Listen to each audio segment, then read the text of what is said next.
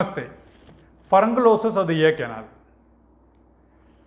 ये पार्ट जो है ये एक्सटर्नल ईयर है। एक्सटर्नल ईयर दो करके डिवाइड कर सकते हैं, आउटर कार्टिलेजिनस पार्ट और अंदर जो है वो बोनी पार्ट है। सिर्फ ये कार्टिलेजिनस पार्ट में बाल है। बाल का एक बाल का स्ट्रक्चर देखेंगे तो ऐसा रहेगा और इसके पास में ऐसा ग्लैंड है। ये ग्लैंड से ऑयली सेक्रीशंस आएगा जो बाल का एक कंप्लीटली कोटिंग देगा। जैसे मशीन्स में ऑयल डालते हैं ऐसा एक कोटिंग रहेगा और आउटर स्किन में भी एक कोटिंग बनाएगा। इसका बहुत सारा फंक्शन है सेबम का। अब ये तीन लाइन देखिए, 1 2 3। ये थर्ड लाइन जो पॉइंट कर रहा है वो पार्ट जो है वो है हेयर फॉलिकल। तो बैक्टीरियल इन्फेक्शन, स्टेफिलोकोकल इन्फेक्शन जब हेयर फॉलिकल में है वो है फरंकुलोसिस। तो कान में ये आउटर पार्ट में हेयर ज्यादा है तो इसलिए ये पार्ट में फरंकुलोसिस हो सकता है। तो furunculosis is a local infection of hair follicles seen in the outer part of the external canal.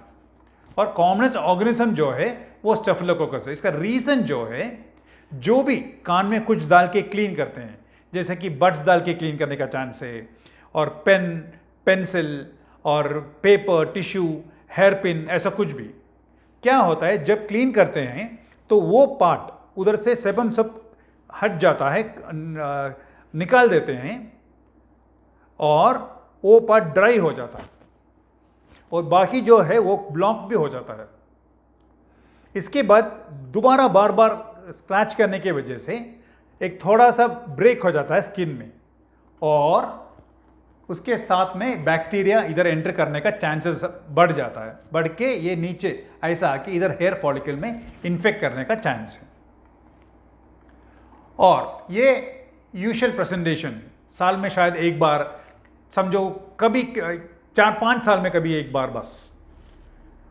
अगर जो ये कंडीशन बार बार आ रहा है, रिकरेंट आ रहा है, तो और कुछ रीजन होने का चांस है, कारण होने का चांस है। जैसे कि डायबिटीज, मतलब ब्लड शुगर ज़्यादा है, और नहीं तो बॉडी में जो इम्यून सिस्टम है, प्रोटेक्टिव बॉडी जो प्रोटेक्ट करता है अगेंस्ट बैक्टीरिया, वायरस, एलर्जन जो है, वो सिस्टम ठीक से काम नहीं कर रहा है शायद।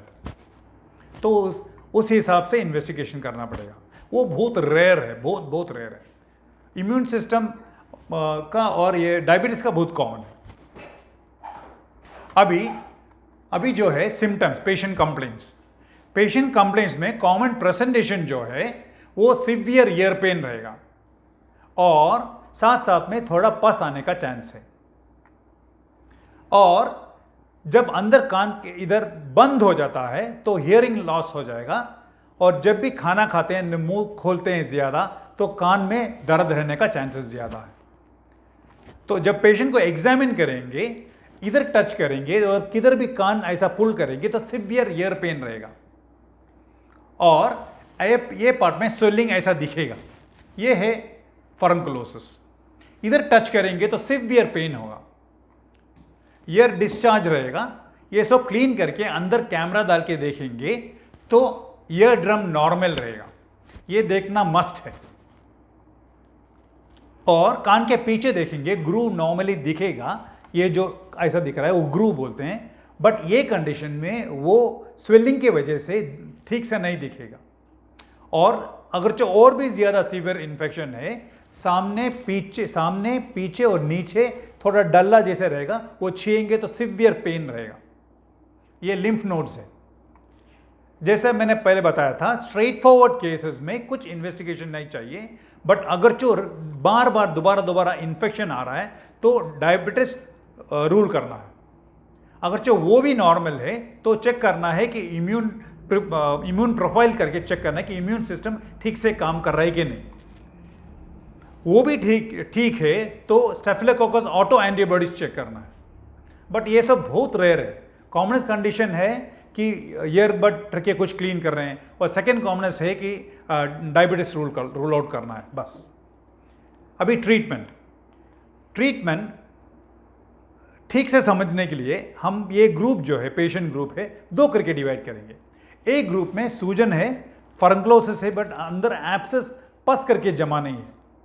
सेकेंड ग्रुप है फर्नक्लोसिस है, बट उसमें अंदर पीप जमा हुआ है, पस जमा हुआ है। पहले हम फर्स्ट ग्रुप देखेंगे। पहले कान में जो भी अंदर सेक्रीशन से और डेब्रिस से डर्ट है सब क्लीन करके, सक्शन क्लीन करके निकालना है। और अंदर सूजन कम होने के लिए ऐसा एक मेडिकेटेड विग रखेंगे। ये मेडिकेशन जो है ये विग में डालने के लिए वो है एक्टोमॉल ग्लिसरीन। ये ब्लैक कलर में होता है। वो इसका काम है कि जहां भी सूजन है तो ये रखेंगे तो उधर सूजन का अंदर जो पानी है वो चूस के निकालेगा।